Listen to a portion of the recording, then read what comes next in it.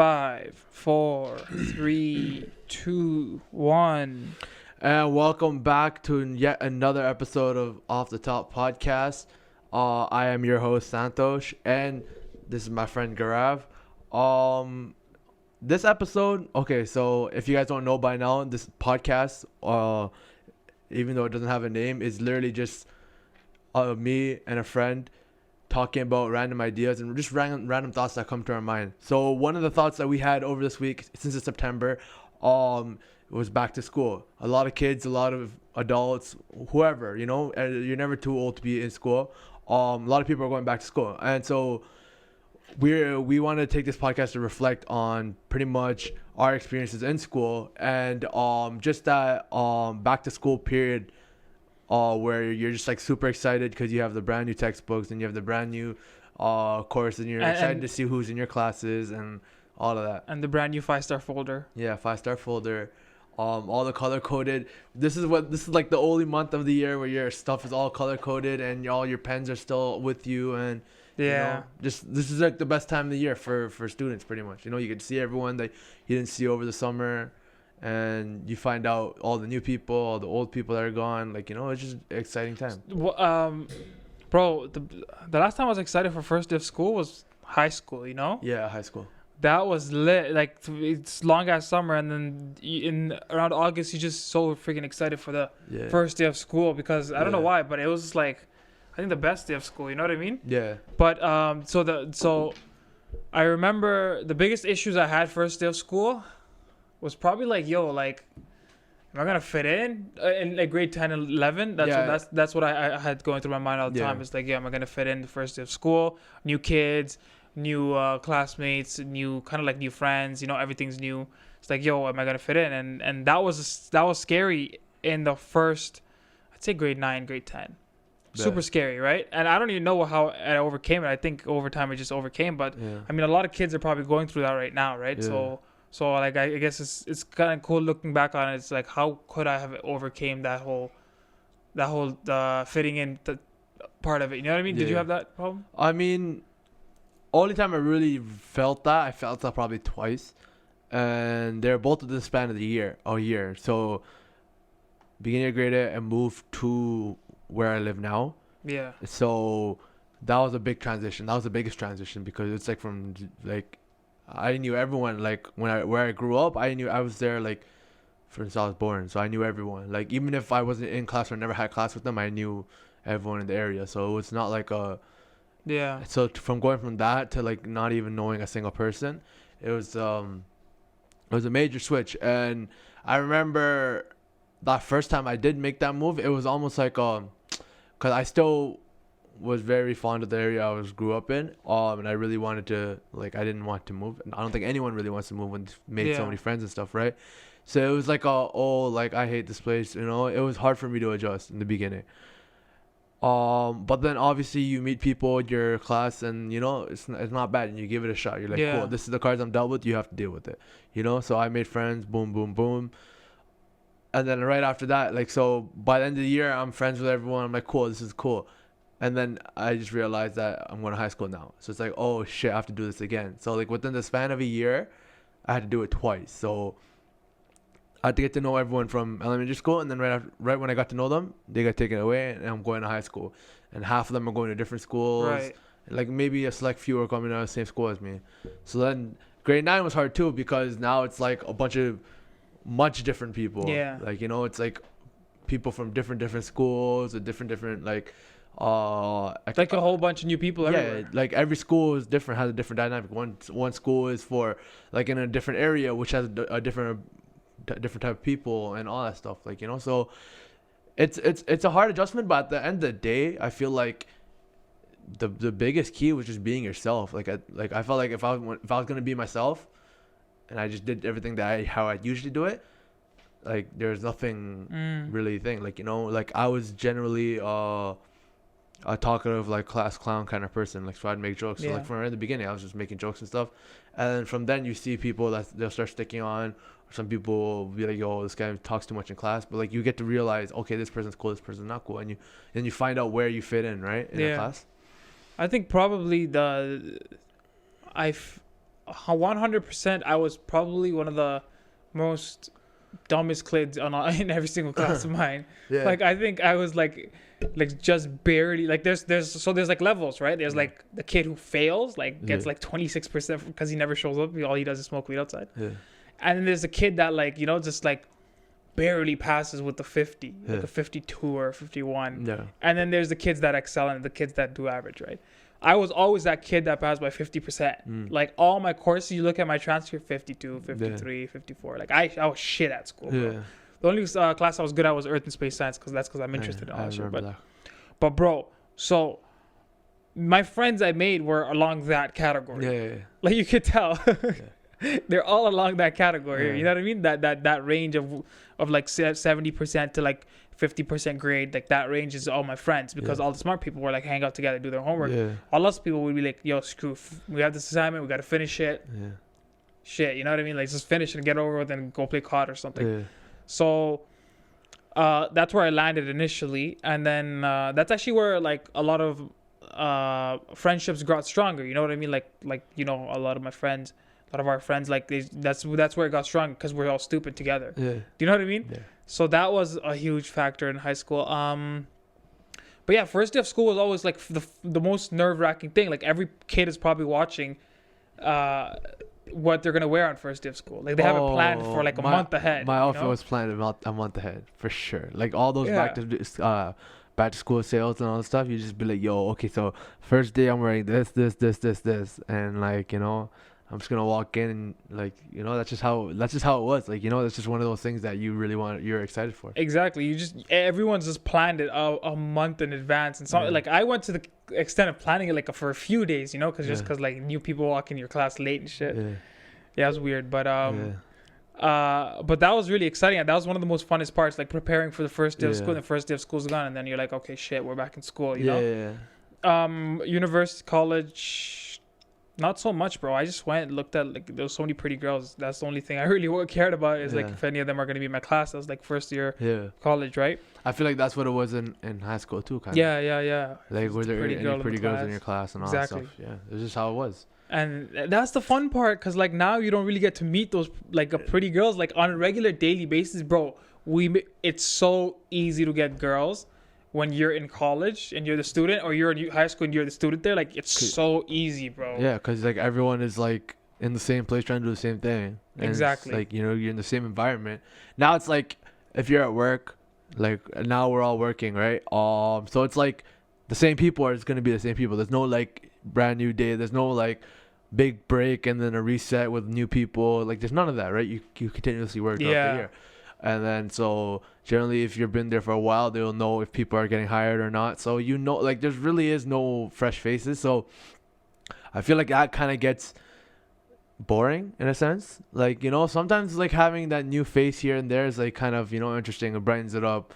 Yeah. Sometimes when you get stuck in that routine, it's like, yo, like, it's like, okay, this person again. And it loses that kind of that excitement. I feel like that's the thing with work lacks, Yeah, I know what you mean. And it's like that excitement is in life is only there for that time. You know what I mean? Like just like going parties, like hooking up or like dating someone for a long time or whatever it is. Yeah. And like getting to know someone because you're seeing them every day for like 5 days a week. Yeah. So it's like, bro, like I'm getting close with you, and that's how you get close with all your friends too. You know what I mean? And you get close with a girl too. So like I miss all that stuff about high school and college and stuff because like you get to like talk to pretty girls. Yeah. And this and that. No, there's a lot of dynamics with school, like just in terms of like, and it's crazy when you look back at it now, like there's so many things that like you thought you knew, but you really didn't. Like if you could go back and tell yourself kind of thing, it's like, yo, like. Now that I look back at it, I'm like half the situations that I thought were situations were not even situations. They weren't even situations. Like, like they're easily but then obviously at that time, those are brand new things, right? So like you don't understand, what's that? What does that mean? Or what does this mean? Like, you're just like, like, yo, what is this? Like, it's new to you. So you don't know how to take it. But now it's like, if I go back and told myself this, like, that's such an easy thing to get over. Yeah. Like that wouldn't even stress you, Yeah. Like for example, like $30 were like, holy shit, $30, bro. Yeah. You know what I mean? And now it's like, yo, whatever, $30 is nothing. And like 10 years from now, it'll be like, yo, $30 is like 2 pennies. You know what I mean? So like in high school, everything was like big, and even in college, bro, like OSAP money, Yeah. that shit wasn't funny, but we were spending it like it was our own dad's money, bro. Like we were spending it. Like I was spent OSAP. Yeah. Not even just not on school, but they give you more, right? Yeah, a lot of people just blew their ass OSAP. Blow Yeah. OSAP, bro. Blow And OSAP. no, it's actually funny because one of our friends was having like a crisis over, they were looking through their loans and stuff. Yeah. And their way it was structured. And they're like, yo, I'm going to end up owing $10,000 more because of interest and shit. They're like, yo, what the fuck? Yo, fuck OSAP, fuck. I'm like, yo, bro, you were buying like phones off your OSAP money. like last year, or you were buying like a car, or you're doing this, or you're doing that. I'm like, if you had the hindsight before, like if you knew that before, like you wouldn't have been doing all that stuff, you know? So it's like, it's obviously good to be informed and all that stuff. Bro, that's where the government fucks you up nicely, huh? What? They give you that money. Like, yo, you're out of high school, 18 years old. You're getting out of high school. They put the life's biggest decisions on you. Like, you're going to make that choice of what you're going to do for the rest of your life on that moment.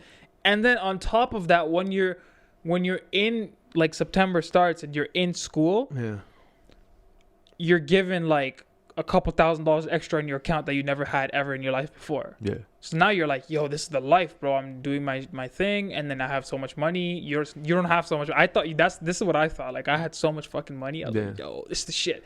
I was spending, bro. I was spending money. You don't understand. Like I was, bro. Anyways, so then they hit you with all that, and it's like now you're like, okay, so I'm secure. Like I'm comfortable. I'm gonna continue doing this, but then. And then you start doing your courses, you don't like it, you finish it, you finish uni or whatever it is, right? And you're stuck with that debt, and you don't notice that debt because they're so smart. They give you 6-month grace period. It's not a 6-month grace period. It's a 6-month forget that you had loans period. You know what I mean? So then you forget that, and then the loan interest starts during that 6 months. So they give you 6 months, but you're getting interested. You're still getting interested, interest for 6 months. And so after when you initially look at it, and so they put you on I think a 10-year plan where you're paying 6% interest a year, and if you have I think $30,000 or so in OSAP debt, you're paying 10 grand extra in that 10 years. And it messes with you because in the 10 years you're probably going to want to buy a house, right? So that house, so now that $30,000 that you have on the OSAP debt multiplies by 4, so which is like, what is it, 120 G's less on your mortgage you get because you have a $30,000 OSAP debt. Right, and that OSAP debt is not getting wiped off. No matter what. Student debt is like the worst debt in the world. Exactly. It just doesn't go anywhere. Even if you file for bankruptcy, it still sticks with you. Exactly. So, like, our friend brought that out to us, to our faces. I was like, yo, like I have OSAP debt too, right? But mine's not that bad, but it's still there. Like mine's like 10K, but it's still quite a bit. So I'm gonna pay that off as soon as I can, and it's hard to pay that off. You know, we just started working and stuff. So, and that's the thing. Everyone, when they finish school, like you finished after your undergrad or you finished after your master's or whatever you plan on doing, they always feel like, yo, like I just did, like, you know, that's such a huge burden off my shoulders. I want to enjoy life now, like, but that debt thing, like, okay, so you can enjoy life. Obviously you have to go into working and all that stuff, and you can enjoy life, but at the same time you have to realize that, like, you have to get this shit paid off. Like, that's, like, you can go buy a car after you graduate, do this, do that, but that's gonna accumulate more debt on your your name, right? So there has to be that balance between knowing, okay, cool, this is how much I need to get rid of, and prioritize that before, I deserve a brand new car because I just finished 4 years of school. Like, I feel like I hear a lot of people would say, oh, I just finished school, like I deserve like this big vacation in Europe for 15 grand, Cancun, or 10 grand, or like, even Cancun, like those are smaller ones. Obviously, like, you should still have fun to an extent, but you have to plan it properly. Like, some people would be like, oh, I deserve a brand new BMW, you know, and spend 60K on a BMW because they graduated school. You know, you gotta align your priorities and get that shit paid off, because in the hindsight, like, what, over 10 years, that's gonna, like, who doesn't want to buy a house in 10 years? Like, I think by 32, like, okay, say you graduate at 22. So by 32, I think before that, people would either want to start a family, get married, buy a house, you know, do all the start a business. Like, you know, that's going to interfere in all of those, you know? That's what I'm saying, bro. Like, I think there's some serious like value in what we're saying right now, because like OSAP screwed our generation up. I mean, it screwed generations before. Yeah, us, but too. I noticed it. Yeah. But yeah, OSAP's screwing us up heavy. Like Yeah. government loans screwing us up heavy Yeah. because they first give it to the hands of an amateur Yeah. who doesn't know shit about life outside of high school, Yeah. and then they expect them to pay the fund, like the school funds or whatever, and then after they're betting on the whole situation where it's like, will a student pass his like all his grades and his courses and graduate and then work, and by that time he works, in that 6 months he finds a job and he's working, then he's going to be able to pay that loan off. Until then he's getting charged interest, right? So it's so evil what they're doing, because that's literally you're betting on a person's, it's a bet, you're betting on a person's ability to graduate. Yeah. And everyone knows that we're just a bunch of fishes judged by our ability to climb a tree. Everyone knows that. You know what I mean? We're all like, majority of us are pretty dumb when it comes to like studies. Yeah. You know what I mean? When it comes to formal education, I myself, I am dumb when it comes to that. So, then and another thing about OSAP is that, for example, if you are enrolled in year one, and then you need to pass all your year one courses for you to get a second year OSAP loan. Yeah. Okay, and then if you're not passing all of them, then you have to write an apology letter of why you're not passing, and like, you know, I wrote like I had family problems or some shit, right? And then year 3 and year 4, same thing. You have to pass the courses or you have to go on probation, and then that's how you get the loans. But it's so evil, bro. And to everyone like listening, if you're trying to like go into college or high school or whatever, and you need to get loans, don't. I know the loans are like $12,000 for you to get into like Ryerson or something. Don't get into a university that you have to pay less OSAP for. It's all the same thing at the end of the day. You know what I mean? Okay, so recently, so we live in this province of Ontario. So recently, what Doug Ford has done was cut pretty much OSAP down. Yeah. Like the amount that they get, like students get and stuff. So how does that affect everything? Bro, so look, my opinion on this is pretty like it's logical. Like what I'm thinking is very logical, right? I'm not thinking about like human emotions into it or anything. I'm just thinking logically.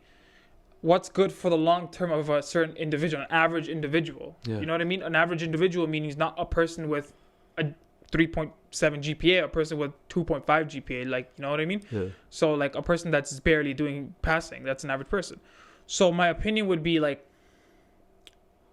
it makes sense if that person is getting less money and his passion to studying makes him work harder for the money and pay the school. Do you get what I'm trying to say? Right? That will screw him up less in the long term. Yeah. Whereas myself, I hate studying, and I was given a boatload of money, right, to fuel something that I don't even give a shit about. Yeah. Right? Like if I had to work and pay that college, I'm like, yo, man, like I gotta try, or let me do a different program since I don't even like this thing. You know what I mean? I would have actually focused and I would have tried harder. Whereas I think Doug Ford, in a logical way, he might be making moves, but then also there's another side to that where he's putting pressure on families that can't afford that. Yeah. You know what I mean? And that's where I was gonna go, because a lot of people, to me, OSAP is a tool for people lower income families. Yeah, right? exactly. So exactly, yeah.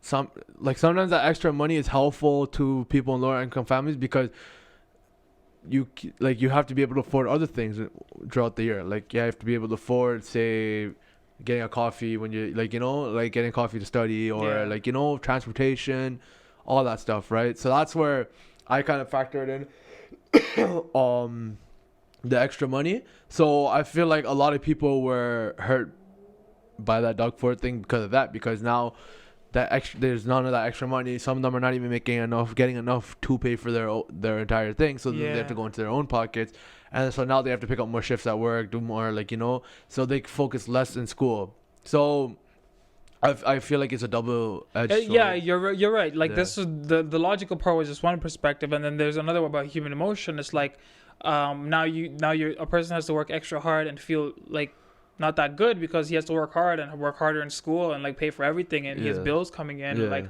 maybe he's like a son or daughter of a single mother, and he has to pay the mortgage, or there's so many different possibilities, right? Like, and majority of Torontonians are like that. Yeah. But I just made up a word, Torontonians.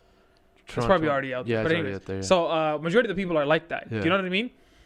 So it's like you're gonna shoot yourself in the foot with student loans later on. Yeah. And you're paying more for it. Yeah. Right? The value of your education is going down while this interest rate on the loans is going up. Yeah.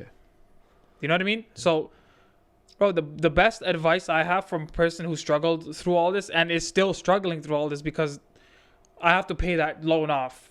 It's on my shoulders. Like I found a job like a couple months ago in my field, and all that savings is gonna go towards my debt, which I didn't like. You know what I mean? Yeah. So so it's like that, you know. So the best advice I can give as a person, bro, first of all, figure out, like, is that even worth paying for, you know? Because okay, I did my 2 years diploma in I don't even know, it's called general business. You know what I mean? 50% pass again, like I just barely passed, like I don't care. But I did pay attention, right? I went to class and I paid attention and I learned what I needed to, right? But I just don't care about studying for an exam. Like, that's not me. I would never, like, it's just not, don't care. Assignments, I aced them, everything. Don't care about the exam. So I kind of took an L on that one. But the information is so vague, man. Like, it's just, it's so vague. Like, you know, I had a terrible experience with it. I'm sure, like, I talked to one of an old friend in the same program as me, and she told me that her experience was great, right? But then she also told me that she couldn't find any jobs with what she did. So also we also have a lot of engineer friends who are, you know, still kind of like making their way through everything to kind of climb that pyramid, you know what I mean? So it's a struggle for finding jobs, especially in that 6-month grace period. It's not a really grace period, but you know, so you really got to find your passion. If you don't have one, certifications. Certifications the shit out of everything. There's a certification for every single thing you need in your whole life. For any career path. Everything from CPA accountings to fucking CNAs to exactly. You know, everything. Bro, there's a certification for every career path on earth. Right? Except for doctors. Other than that, you know, doctors on I think there's one for law too, but like not a full blown lawyer, but you can still get a piece of the pie. Might be for like paralegal or something. Exactly, you still get a piece of the pie. You know what I mean? So that's huge. Certifications is the biggest thing, and that's another topic. Let's go down that road for a second. Like my experience with certifications. I graduated college. I was like, shit. Screw this shit. You know what I mean? It's not my thing. I'm not gonna get a job. And I tried to get a business job, and I did get a small business sales job, but I wasn't tied into it, and it was in downtown, it was far, and all that stuff, not that high pay, and etc. You know what I mean? And commission based, like half of it was commission based. And for me, I'm not a person who likes to sell people under pressure, and I just don't feel good about it. So I don't like that. You know what I mean? And majority of the new jobs in business are sales jobs, right? Like I can talk to you, I can talk to the camera, like I'm comfortable, whatever. I can talk to other people, I'm comfortable, but there's so many people that are not comfortable. So many people, and there's majority of the jobs are sales jobs, whether it be, you know, you go into car sales or phone sales or bank or insurance company sales, everything. Like whatever it is, it's sales. And so I didn't like that at all, and so I followed my kind of like an itch towards technology, and I kind of explored that path. And then I found some certifications that did those, and now I have a good job. Right? It's the certifications that saved me. That's the kind of the message of this kind of like topic is like, yo, if you don't have to follow the whole diploma thing, like you could follow your certification route and get the same value for a lot cheaper. Right? And another thing about that is the diplomas is like there's a lot of or degrees. There's a lot of bullshit courses in there, like communications. We had one called Seneca Studies. Like, why am I paying $350 about Seneca Studies? Do you know what I mean? And like business communications, where I learned how to present. Like, dude, I don't need to learn how to present. I know how to present if I needed to present, etc. Stuff like that. So that's just some things that are really on top of students nowadays. Is one, they're super confused. Gary Vee says this all the time. They're super confused about where they want to go because there's just too much information blasted at them. Before it was simple. Before, I feel like if I asked my dad, it was simple. because my dad's a geologist in his background, like, and he worked as one for like I think good 20 years as a geologist, and he's like, I'm like, why'd you become a geologist? He's like, oh, everyone else is doing it. You know what I mean? Like everyone was doing it. Yeah. Everyone in India right now is doing electrical or computer engineering. That's it. Yeah. Follow the herd. And now it's different because you can't follow the herd because there's so many different options. Schools provide like 50 different programs that you can choose from with a promise at the end of each program. Like, dude, like, okay, if you go on Google and you search up these college different applications and stuff for different programs, it's like there's the paragraphs would say some promising things. Like at the bottom of each program, it'd be like, you will learn special skills that will help you aid social services in this humanitarian industry, this and that shit. But the people you talk to, people who graduated from, they didn't know shit, or they're not doing anything in that field because there's no jobs. Yeah. So yeah, kind of went on a rant there. Yeah, no, I feel like from what I've heard and everything is like, yo, I feel like the biggest thing is like people aren't just like they're just trying to pass, like, you know, and so they don't end up with the skills regardless. And then on top of that, it's like they come out and they're like, yo, where the fuck are all the jobs? Like, there's so many people doing like so many different things. Like it's easy now to do fucking like everyone does business now because, you know, everyone hears, yo, there's good shit in business. Everyone does business. Now there's nothing because everyone's doing business, you know? And all those roles that were filled and all those people that got hired, they're still working there. Mm-hmm. So it's like, you know, engineering. I feel like, you know, you gotta obviously, at the end of the day, you gotta do what you like, you know? Don't do shit, cause like I feel like a lot of people just get caught in doing shit for like their parents or whatever. And you just gotta do what you like, I feel like. And sometimes what you like is bullshit. Like, you're not gonna make money off what you like, you know? You gotta figure out other ways, you know? So yeah, you were speaking about college debt and all that, like debt from college and all that stuff. So what's your plan on paying that shit off? And what do you think is a smart plan for people? Because like, okay, you said yours is what, like 10K? Yeah. But some people have like 30, 40, yeah, you know? Yeah. They have more, right? Yeah. So in America, some of our audience in America has 250 to 150K. Oh yeah. If you go, I think I read where it's like, if you're out of state in America, it's like 30K a year. And then, so that's, if you do a 4-year program, that's 120. I think medical school is like 100K more. Ivy League schools are like 150K a semester. Yeah. Like nasty. Yeah. Nasty. Super disgusting. Yeah. So yeah, what would you say was a good feasible plan? What plan are you gonna do to pay it off? And what's a good feasible plan for other people? So essentially, the way I see it is like you literally have to do a calculation of your income, expenses, all that stuff, you know, basic accounting stuff. And instead of saving, like for example, you're making 3K a month, right? Like that's pretty good, like 2.5 to 3K a month, whatever it is. And so you do your expenses, do whatever that is, right? But in OSAP, you're paying 150 or 250 a month, depending on the size of your loan. Okay, that's how much you're paying a month. So instead of paying that, pay like 700. Pay like 600, right? Like leave that Louis Vuitton belt out for a month. Pay that OSAP. And that's where the whole treating yourself comes in. Like you don't have, like, I'm sure you feel like you've grinded so hard and you've gotten and you've killed school and you're finally over and I need to reward myself, but I promise you haven't really done anything yet. Exactly. So just, you know, hold it down a little longer, save those extra a couple dollars, don't buy that extra bullshit, and put that towards your loans, and you could be done earlier, and then you can start rewarding yourself. Exactly, right? So, but then, so what I'm doing is out of my income or whatever, I'm kind of allocating 1,000 to 1,500 to that OSAP debt, and so in like 11, 12 months or 10 months, it'll be paid off. Instead of just whooping my bank account with like a whole $11,000 chunk, and like, you know what I mean? Yeah. So I think that's a little smart.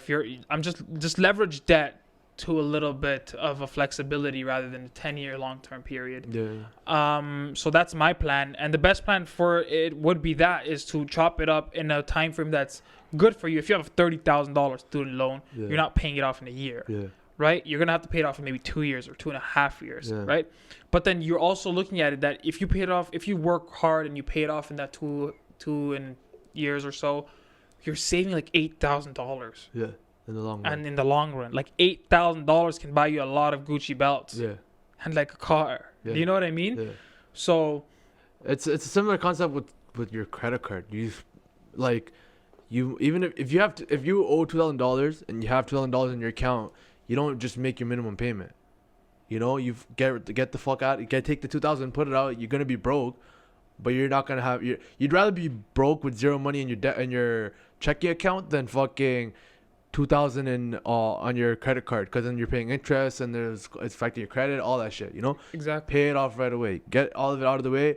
Be dead broke. That's fine. Start from zero. But zero is better than being minus 40, minus 30, minus 20. Yeah, and another thing, bro. Like, this is an important message to attach to this debt solution type of thing, which would be my advice would be to chop it up monthly in terms you can pay it off, and pay it off as soon as possible, because you will end up saving money by paying it off regardless. Yeah. So another thing would be, like, there's a lot of like you said, you know, you have to reward yourself because you're done 4 years of school, and you do have to reward yourself, but how you reward yourself is also important, because like even after 2.5 years I was in school, I was done. I was like, yes, I'm done. I gotta reward myself. But I went out for dinner. Like, I didn't spend money on that, like anything dumb. You know what I mean? I went out for like dinner. And so that's also important. Like, just go do something small, which won't hit your bank account hard, because the worst thing you can do is build debt. Yeah. We don't know that because we have no money to build anything at this point. And I'm talking about from like a student's perspective that just graduated. Like, we have no fucking money to do anything. Yeah. Right? So we're still in debt. Like, you look at some really rich people like Grant Cardone, his net worth like 450 million or some stupid shit like that, like hundreds of millions, but he has $1 billion in debt. Yeah. Do you know what I mean? But that's smart debt. That's real estate debt. That's smart. It's making you money. Yeah. Student debt is not making you money. Yeah. Right? And that's the same thing with like companies like Tesla, Snapchat. Yeah. They're like, you think of them as some of the biggest companies in the world, and they're not even profitable. They're in debt, but they're still $1 billion companies, because, you know, like they're smart debt. Student loan is not one of them. Exactly. And not even that, you have to be aware of the student loan, because like whoever's watching this, you check your government funding website, whatever it is, OSAP, whatever other state continent it is on, but check it, because you don't know what's going through your account. Because for example, my sister is still paying $150 for the past like 9 years or something on her nursing student debt, and out of that $50 is interest. So it's the only $100 is principal. Past 7 years, bro. So we literally are gonna clear it tomorrow. Clear her whole thing tomorrow, because she didn't know. She's just like paying it. She's like, yeah, whatever, I'll pay off. And then we had a conversation. She's like, oh shit, bro. And then so we're gonna have to do that tomorrow. Jesus Christ. Tomorrow. Oh my god, 150 is fucking. She paid. She had around like 32, so she paid around like 7 G's extra. Jesus Christ. 7 G's extra for something she doesn't even use. She did nursing. She's in IT right now. She's doing some next engineering. Yeah. Like, she doesn't even use that. Yeah. Yeah, but that's, you know, you gotta. Someone had to make that mistake for you to know, right? Yeah, exactly. Yeah. But that's the topic of student debt. Anyway, well, we have a whole bunch of topics here, and we go by that. So next is like something I noticed. This is very cool. Yeah. I noticed this. I think you probably already know about it, but so it's interesting because we were talking about friends earlier. So it's really, really fascinating to me, right?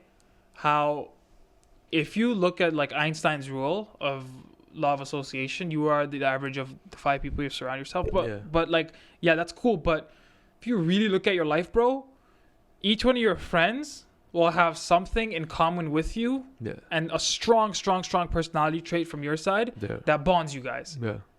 Each one of your friends, which is so fascinating to me, bro. Like, that's like the scariest thing ever, because I am a person with 20 different types of characteristics and personalities built into me, and like, you're that person too. Yeah, everyone is. Yeah. Everyone's that person, right? With 20 different types of people built inside you. And so when you scout for friends, you're looking for that single personality to line up with someone else's. Yeah. Like, me and you share this, and talking about these types of things, and like talking about intelligent languages, like this and that. Whereas me and, like, for example, like Latu would share about something like jokes. You know what I mean? Like having jokes with them, cracking dumb similar jokes. type of humor. Or, yeah. exactly. Or me and Surane would talk about like RIT stuff and like talk about like some serious stuff, not too much in debt. So it's so fascinating to me how like everyone's friendship, if you look around, is built off of their characteristic that they already have inside of them. Yeah. Right. And so I was like, whoa, dude. Like, yeah. So okay. So here's my question based off of that. Do you think that is something you develop? Like, is that something you look for? Someone with similar this, similar that, or do you think that's something that as the two people get close, they develop together? So your question is, do we develop it together or do we develop it? Do two people, do you like kind of like give that person a little bit of your personality when you're in close proximity with them a long time and you guys are friends for a while? Or is that something like, yo, that person has similar a sense of humor and I do, so you guys connect kind of thing? Which one do you think it is more? I think the you guys as being around each other for a long time, that influences more than the connect. You know what I mean? Definitely. Because like look at us, like me and you would have never connected in the first place. Yeah. Right? It's because we were around mutual friends, and then after that it happened. So it's like that type of thing. Yeah. So to me, I think it's you guys develop similar traits when you're younger, but when you're older, I think it's you find people with similar traits to you and you connect like that. Yeah. Because I feel like, okay, so when you're in school, this is going back to high school, middle school, elementary, all of that, right? You guys are still trying to find yourselves. Everyone's trying to still find themselves. Yeah, everyone's right? changing. So they're developing and all that stuff. So I feel like when you guys are in, like, when people are in close proximity with each other and they start developing personalities and all that stuff, you guys are kind of like, okay, so like this person's like, oh, this guy's pretty funny. I should like, you know, I like his sense of humor, and then they start developing that. Or this guy is very smart, and they start developing a little bit of that.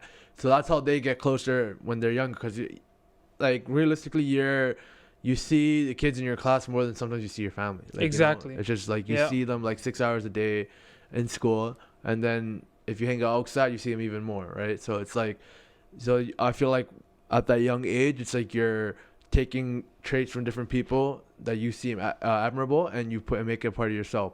When you grow older, like say 22, 23 right now, and even going more, like when you're in the work place and all that stuff, I feel like at that point you pretty much have a sense of who you are, and you know who you are. You just start seeking people with similar personality traits, and like, oh, it's like that guy's actually pretty funny, like, you know, I think we'd be good friends, and you just connect like that, and then that's how. So what do you think would be a more efficient way of building a friendship? Finding someone that has that personality, or developing that personality together? It depends on circumstance, right? Like if you can't just go out of your way, walk down the street to find a friend. Like that's not how people do things, right? Like for example, like if you had a friend and you guys hung out and he's like, this guy's a cool guy, and then we all hang out together, that's, I think, the best way to go about it. You know what I mean? Like, that'll build both. Like that'll build the connect between personalities, because you have something hidden in you and that person has something hidden in you. Possibly you guys can connect. Yeah. For me, I would not connect with a gangster.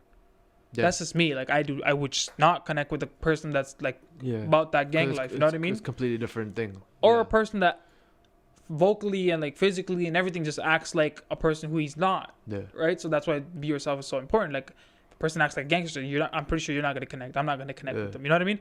So it's really like we're really just looking for the average people like ourselves. Like just losers like ourselves, you know what I mean? Yeah.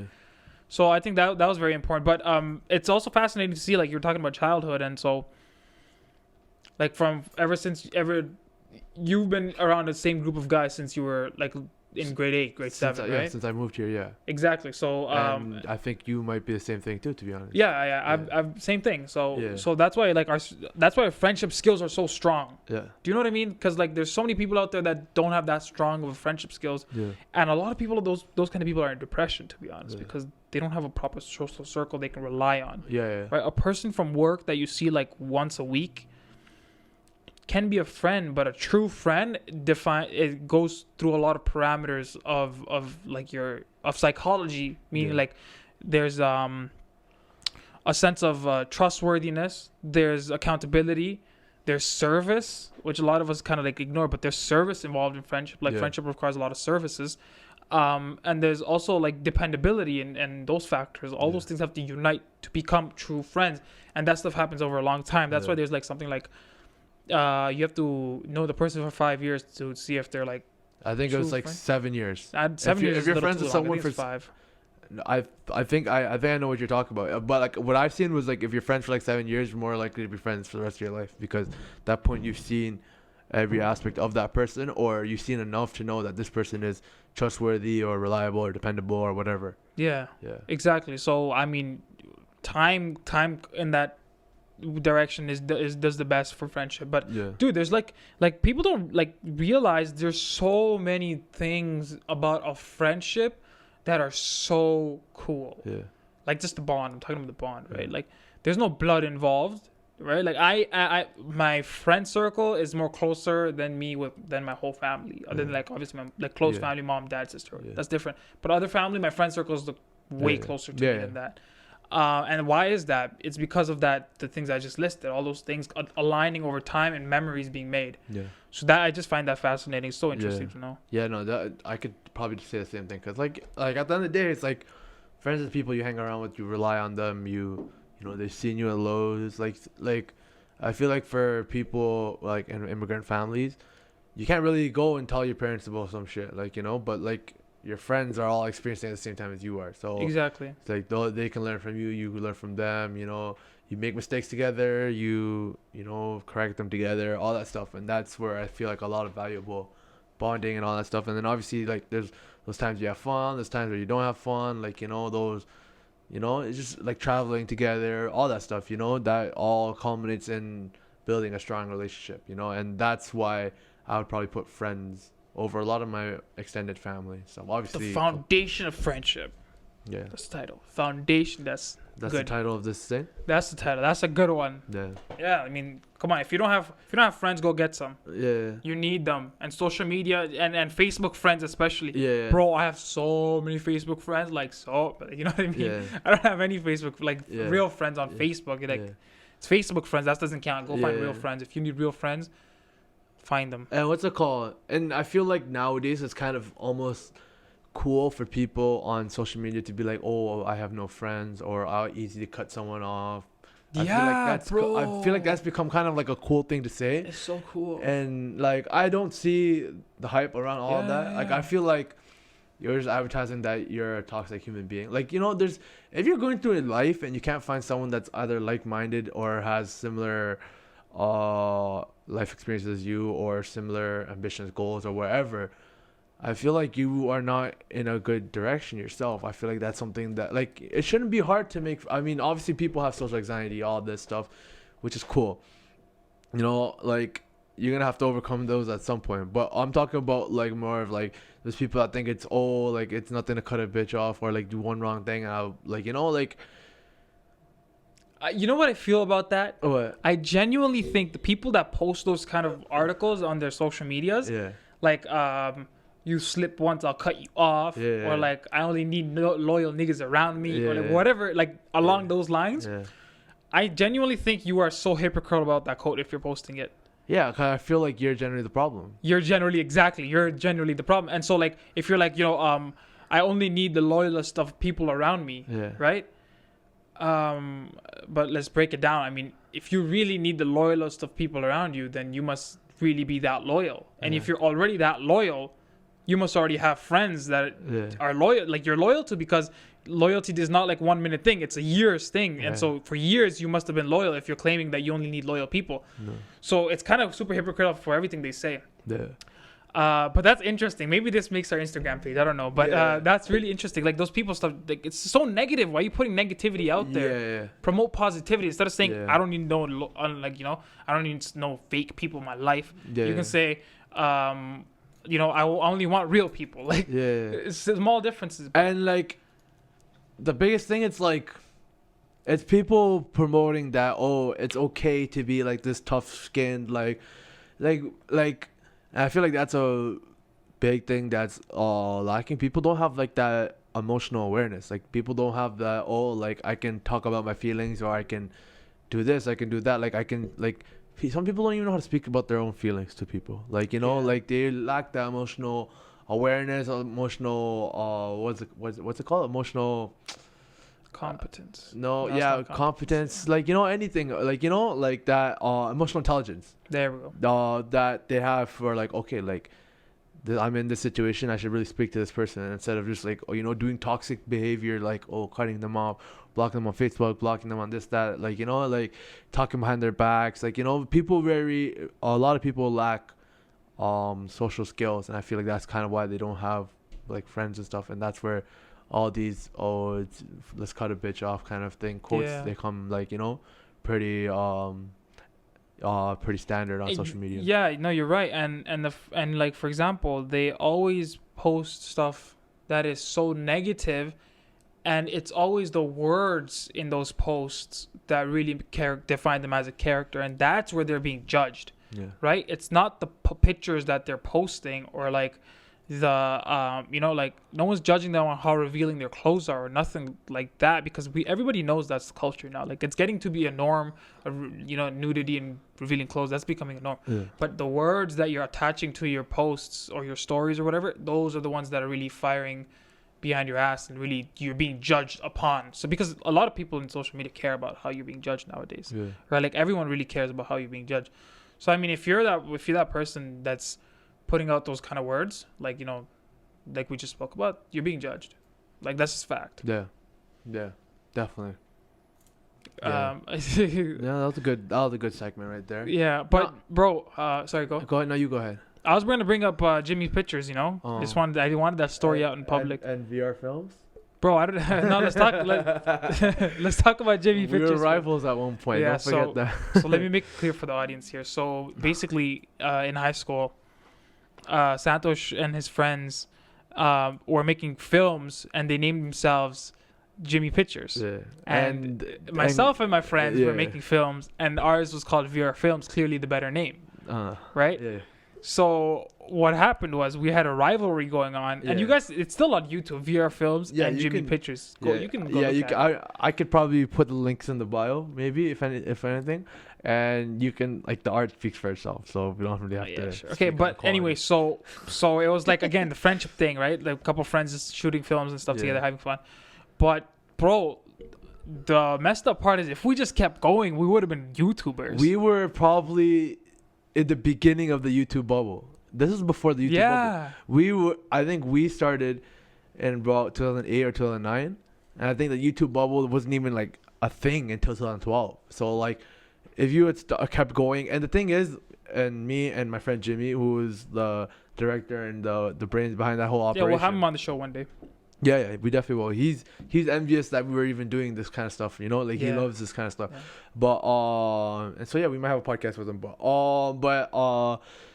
So yeah, we always speak like, yo, like the shit we were trying to do then, like we were doing like parody videos, and we were making like like short films, and we were trying to like vlog and just Music video, right? music videos, and just random bullshit, having fun on the internet. It's literally what everyone is doing nowadays.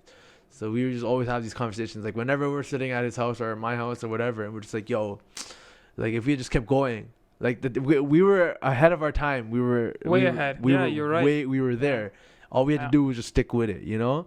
And I think that's a lesson to everyone. Like, you know, if you find something that you like, we love to do it, but like school started getting in the way, and we started getting older, and we started valuing, talking to girls and hanging out and going to parties and stuff versus going and, you know, making a video. We used to think, like a lot of people used to think, what the fuck are you guys doing? That's so weird. Like, now that's like the fucking, you know, that's like what everyone's doing. Like, you know, everyone wants to make a YouTube channel. Every couple wants to be a YouTube couple. Everyone wants to vlog. Everyone wants to do this. Everyone wants to do that, right? Yeah. So we always have those conversations. Now it's like, yo, if we just stuck with it, like even if we were mediocre, like mediocre before that bubble, like bro, like it would have been something. And it was sure. only getting better. Like you know what I mean? Like, there's, you know, those parkour videos? Yeah. Dude, they started off with cell phones. Yeah.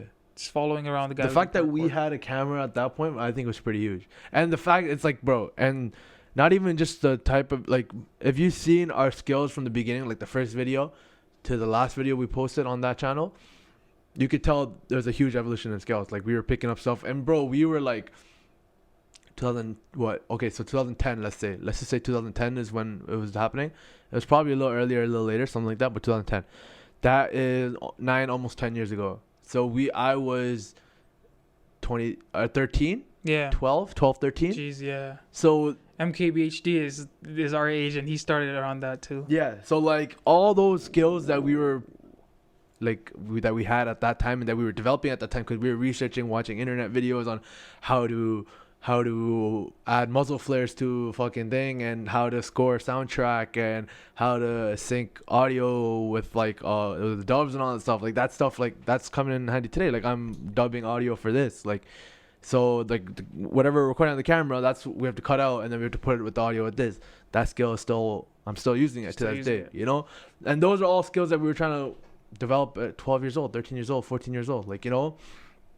So like those are all super valuable, and they're just only gonna get better. Like by now, I'd probably be a master editor by now, like, you know, like if we just kept going. And yeah, like people like MKBHD, he stuck with it, and he's the biggest one of the biggest YouTubers in the world. I think it was like over 10 million subscribers. 15 over 15. Yeah. So like, and he started probably around the same time as we did. So.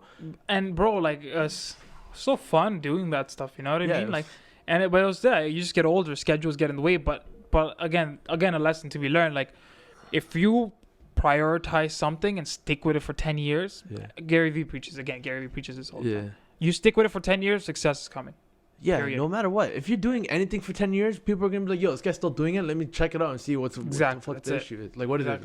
Bro, there's YouTubers with over 100, 250,000 followers that literally does show how to make bracelets. Yeah. There's a YouTube channel like that. I was looking at it. Literally, you're not even seeing the face. You're seeing a table and a person's hand just twisting things and making bracelets. 200,000 followers. That's a full-time. That's almost a full-time income. There's a niche for everything, man. Yeah, bro. There's a niche for like my networking stuff, like my computer networking stuff. One person literally started it last year, and he's at like a couple thousand subscribers, maybe 10, 15,000 subscribers. Yeah.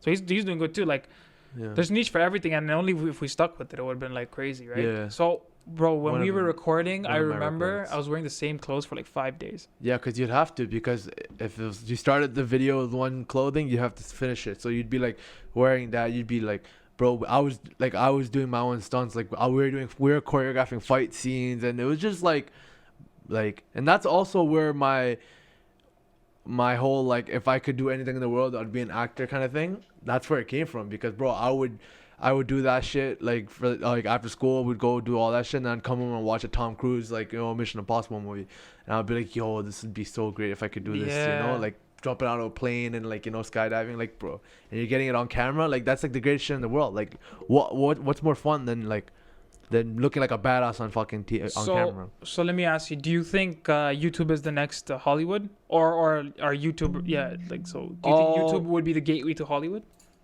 Oh yeah. I feel like any social media at this point, it can gateway to anything. Cause like look at like Lily Singh and stuff like that. Like they start off on YouTube and all that stuff, and they get projected into, now they're on the Late Show, and then they can do other shit from there. Like, you know, it's always like, I feel like social media. YouTube is the gatekeeper for a lot of things. Like if you're blowing up on YouTube, like look at Justin Bieber. Like he's the first artist that blew up on YouTube, and now he's like probably one of the biggest, like, best-selling artists of all time, right? So YouTube can project you into any spotlight, right? Like, because there's the audience is so vast. Like there's different audiences, different niches, and all that stuff. So you just have to be good at what you're doing, and if it catches fire, you can get projected into a next upper echelon. Right. Yeah. So YouTubers are the next movie stars, basically. I feel like, yeah, because nowadays, like, let's think about it, like vloggers like Casey Neistat or Neistat or wherever you say that name, and like MKBHD and like all these guys. Unbox Therapy, like who else are the big people? Like, you know, there's a lot of big people. There's Fuzi too, bro. There's like so Vitali, many. All those people. Lily is Superwoman. What's the Full Send guys? Nelk Boys. Like all those guys. Like you see them. They're having meet and greets now. They're having like, you know, like they have like the biggest warehouses with like studios and like I they're love that life, bro. That Yeah, was so like, such a good life. Man. YouTubers now are the rock stars of our generation. Like the Yeah. Beatles back then are the YouTubers now. Yeah. Like you have like Logan Paul running fucking boxing matches on pay-per-view on YouTube, and they're making like $100 million, like not hundreds, like tens of millions of dollars because they're fighting. Him and his friend are fighting in a ring, and people want to watch it. That's They're paying $10 so for it. exciting, bro. Fam. And yo, Logan Paul, I want So to fight exciting. you. Logan Paul and Jake Paul. Once I get enough subscribers, I'm coming for you guys. I'm fighting them. What's it called? Ref. Yeah. But like yeah, so like YouTubers nowadays are the rock stars, are the movie stars, are the soccer players, the football players, the basketball players. Like they're celebrities now, especially to that celebrities. younger generation. They're all like my sister. As soon as she got an iPhone or iPod or whatever, she's watching YouTube videos. Like she watches YouTube more than she does everything else, right? Like Yeah. they're watching makeup tutorials, and you know all those people are celebrities. Like there are people that we know that are big on YouTube for makeup. There are people we know big on Instagram for makeup. There are people we know. We know a girl that, and I'm not gonna say their name because I don't know if they want me to, but they have like their own thing with like Mac, and like they have their own palettes and they have their own stuff. Like they They work. do? I don't know who. I'll tell you later. Okay. Like I was so What? confused. I'm like, yo, this girl has that. I'm like, yo, it's crazy. But like, she does YouTube. She has a Instagram page. Bro, Lily Singh was from Pearson. Lester B. Pearson, Yeah. bro. Yeah, and now And she's a Hollywood person with her own TV show and late like night host. And and yeah, I need to watch that first episode. It looks pretty good. But yeah, like see, like YouTube protects you. It can protect you everywhere. that's what I'm saying. So like people, this is the platform. Yeah. This green table is the platform, all right? Yeah, Don't mess definitely. around. That's why, bro. That's why, even though we were in it earlier and we got out of it, market might be saturated. But like, okay, but like, think about it now. Podcasts, it's in its Not- infancy. yeah. This is like the bubble hasn't happened yet. Like the bubble's coming. Apparently, in 2021, it's when that bubble is projected to happen. So, bro, if you stick with the podcast until then, it's just gonna blow. Like it's. I think to put in perspective, there's over 55 million YouTube channels, and there's only 500,000 active podcasts Yeah. in the entire world. I know 500,000 podcasts in the world. So there's huge growth in podcasts, and that's kind of why we started this, because we like to talk, and there's huge growth in it, and there's something that we can Yeah. project, you know. And I'm like, I love having these conversations. Like this is something that I don't feel like tedious at all. I'm just like, Yeah, this isn't regular for me. I could Exactly. I could record every day. It's just a base of like what topics we have, what to do, right? But like I'm having conversations every day. It doesn't matter if it's at work, if it's at school, if it's behind the fucking cafeteria, like, you know, like it doesn't matter where. I'm having conversations regardless. So it's good to have a place where we can just put this into one place, edit it out. Obviously the editing and stuff is kind of hard, but like, or time consuming, but like one day. this is yeah. So Presets. if someone wants to do all that editing, let me know. Yeah, bro. So what next topic is, but yo, YouTube is gang stuff, huh? YouTube is the lifestyle, bro. YouTube, I bro. looked at Unbox Therapy. Yeah. I look at these guys every morning, like Yeah. MKBHD Unbox Therapy, Yeah. and then we have like other people. Like, yo, these guys are living life, man. Like, yo, he literally goes into the studio Yeah. down the street from his house, Yeah. Richmond Hill, Yeah. Ontario, Toronto. You know what I Yeah. mean? He goes into the studio. Him and his friends and a dog, and they're hanging out. Yeah. They're unboxing shit. Like, I love unboxing new tech. That's so Yeah, fun. And yeah. then they're doing that. They're recording, and Yeah. then they're posting it. They're laughing. If it was us, bro, we'd have like 13 different shisha pipes. Like, Yeah. we'd probably be in the hospital at the end of the Yeah, year because yeah. we smoke too much. Yeah. Like, bro, Yeah, no, It's man. life, man. YouTubing is the next Shit. thing, and even like Joe Rogan, like that's the closest thing for us, right? He's a podcaster. We're podcasters. That guy has what, like over 1,300 episodes out. He's been doing it for 20 years. yeah. For 10 years over. So Yeah. that guy might be the pioneer of podcasting Yeah. because he's been doing it for so long, right? And so like now he's probably the biggest podcast in the world, and it's no surprise because he's been doing it for so long, and he's been doing it when there was like podcast wasn't even a market. Like there was no market for podcasts back then. It's Everyone, radio. it was radio, yeah. So even then he was doing it, and that's why he has like a fucking huge ass warehouse. And fuck, if you see his shit, that's my dream right there. Like a whole warehouse, like one podcast studio, and like, you know, like infrastructure fucking for like IT stuff, and then fucking a gym and a sauna, like, you know, just like the lifestyle place, like, you know, that's pretty dope. And those are the things, like, type of things you can get when you stick to something from the beginning. Yeah. You know. So yeah. Anyways, so bro, I think we're good.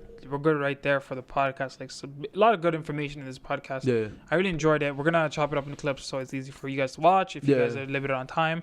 But bro, YouTubers, I'm excited about that. I don't know why. I'm just super excited. Yeah, no. Like, it's just like I've noticed that MKBHD, Gary V, and then there's Unbox Therapy. All these YouTube guys, they're around 1,000 episode mark. Yeah. Before they boom. Yeah. Before they boom. Definitely. 1,000. I think that's like the KPI right now. Is like, can you do 1,000? Yeah, yeah. If you get to a certain amount of videos, you will definitely blow. It's just how it is, bro. Yeah. Once YouTube figures, yo, this guy's making 1,000 videos, Bro, for sure. we'll make 1,000 videos easy, no problem. It's obviously time consuming if we have some better tech and we can make quality video. Like, you know what I mean? Like, we have. I think we're like 6 months in, and we have 30 videos almost. Yeah, yeah. So, but that's exponentially growing because we're producing more value for the world. Yeah, yeah. No, like, obviously, the first. There's a lot of kinks in the first year, and we'll do a podcast when it hits our first year about our journey up to that point and what we had to go overcome and all that stuff, and advice for people that are trying to start a podcast and all that stuff, and hopefully that shit, you know. Well, another thing, we're also doing giveaways. We're gonna give away some cool tech, like you know, some cool power banks, Wi-Fi adapters, because I know everybody in their bedrooms has Wi-Fi problems. You plug that shit into the wall, no Wi-Fi issues. So we're doing some giveaways. So if you like, comment, subscribe, and we see that you subscribed and stuff, we'll definitely put you in the draw. We'll do a giveaway. Don't worry, I'll cover the shipping, so it's gonna be free. We get sent weird shit, so we might as well give some of them out because we don't use all of it, you know? Exactly. Yeah. So yeah, that's the end of our episode. Headphones too. And if you know, like we're gonna get it to you guys. So just like, comment, subscribe. If we see you doing that, reach out to us, and then we'll give it to you. That's the end of our episode. Yeah. All right. So thank you for watching this episode. If you enjoyed the content, please like, comment, subscribe, share, do everything, whatever you can to support us, and stay tuned. We have more episodes coming. If you guys like comedy and all that stuff, we have another podcast on our channel that you guys should know about. Make sure you guys watch that. This is you know, at the end of the day, this is just two people bouncing ideas off each other and seeing what sticks. So thank you for listening, and have a great day. You want to cut it off?